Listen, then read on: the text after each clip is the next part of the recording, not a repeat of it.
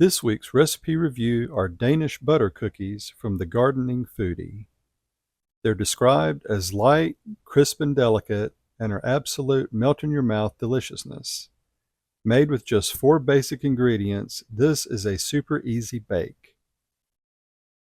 So stay with me and we'll get started.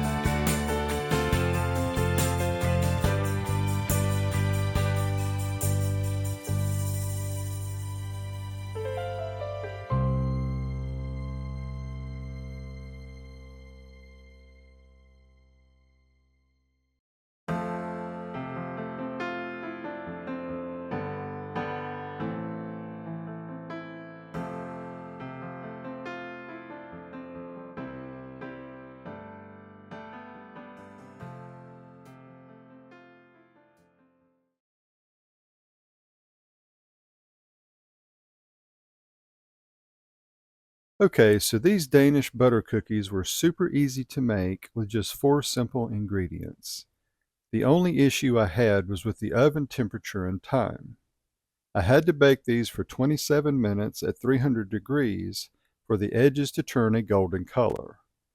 After reading through the comment section on the recipe page, the gardening foodie Ashika said she baked these with a convection oven, which is why she only used 300 degrees.